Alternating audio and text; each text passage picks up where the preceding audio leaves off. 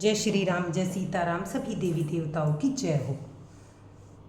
अब हम अपनी रामायण का आगे का अध्ययन करते हैं। सूची सुविचित्र सुभोगमेय सुमन सुगंध सुवास, जो पवित्र बड़े ही विलक्षण सुंदर भोग पदार्थों से परिपूर्ण और फूलों की सुगंध से सुवासित हैं।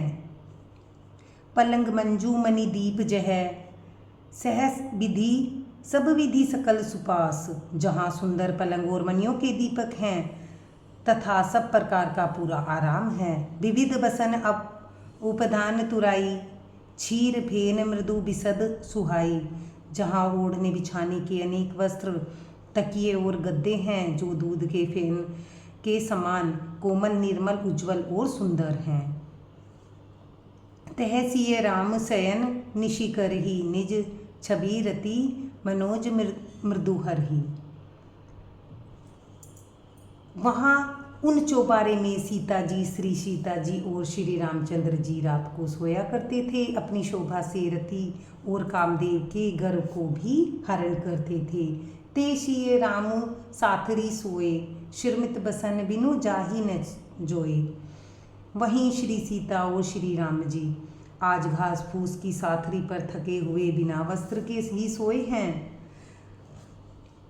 ऐसी दशा में वे देखे नहीं जाते। मातु पिता परिजन पुरवासी, सखा सुशील दास अरुदासी।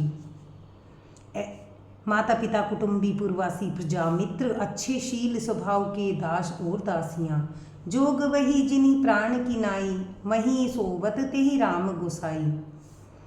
सब जिनकी अपने प्राणों की तरह सार संभार करते थे, वही प्रभु श्री रामचंद्र जी आज पृथ्वी पर सो रहे हैं। पिता जनक जग विदित प्रभाऊ, ससुर सुरेश सखा रघुराऊ। जिनके पिता जनक जी हैं, जिनका प्रभाव जगत में प्रसिद्ध है, जिनके ससुर इंद्र के मित्र रघुनाथ जी दशरथ जी हैं।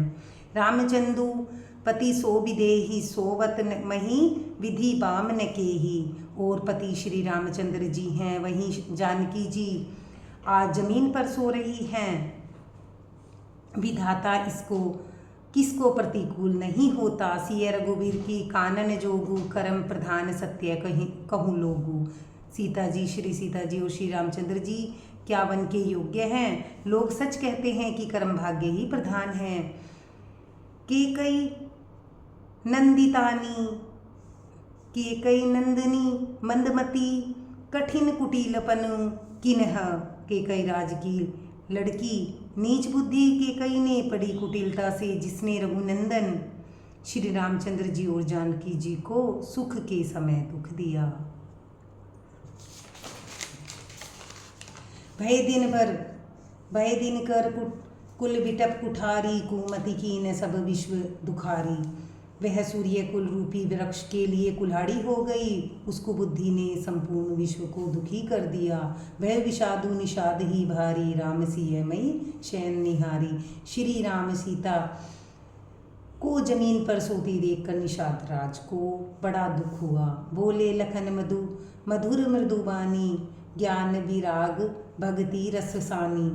तब लक्ष्मण जी ज्ञान और वैराग्य और भक्त के रस से सनी हुई मीठी और कोमल वाणी से बोले, काहू न कोई दुख सुख दुख न कर दाता, निज कृत कर्म भोग सबु भ्राता। बोले, हे भाई, कोई किसी को सुख दुख देने वाला नहीं है, सब अपने ही किए हुए कर्मों का फल भोगते हैं। जोग वियोग भोगो फल मंदा, हित अनहित मध्यम ब्रह्मफंदा। संयोग मिलना वियोग विछोड़ना, भले बुरे भोग, शत्रु मित्र और उदासीन, ये सभी प्रेम के फंदे हैं। जन्म मरणु जह लगी जग लालू जालू, संपत्ति बीसपति कर्मु अरुकालू। जन्म मृत्यु संपत्ति विपत्ति और कर्म काल, जहाँ तक जगत के जंजाल हैं। धरनी धामु धनुपुर परिवारो, सरगु नरकु जह लगी व्यवहारो। धरती घर धन नगर परिवार, नरक और स्वर्ग आदि जहाँ तक व्यवहार है और जो देखने और सुनने तथा मन के अंदर विचारने में आते हैं, देखी सुने गुण में गुनी है मन माही, मोह मूल परमार्थु नहीं। विचरने में आते हैं, इनका सब मूल मोह अज्ञान ही है, परमार्थ है ये नहीं है। सपने होई भिकारी निरपु रंकु नाकपति होए, जैसे स्वप्न में राजा भिकारी हो गए या कंगाल स्वर्ग का स्वामी इंद्र हो जाए, तो जागने पर लाभ या हानि कुछ भी नहीं है। जागे लाभु न हानि कछु, तिमी प्रपंच जिया जाए। वैसे ही इस दृश्य को प्रपंच से हृदय से देखना चाहिए। अस विचारी नहीं कीजिए रोशु, काहू बादी न देशु दोषु। ऐसा विचार कर क्रोध नहीं करना चाहिए और न ही किसी को व्यर्थ में दोष देना चाहिए।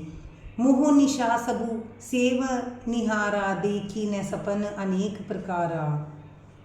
सब लोग मोह रूपी रात्रि में सोने वाले हैं और सोते हुए उन्हें अनेक प्रकार के स्वप्न दिखाई देते हैं।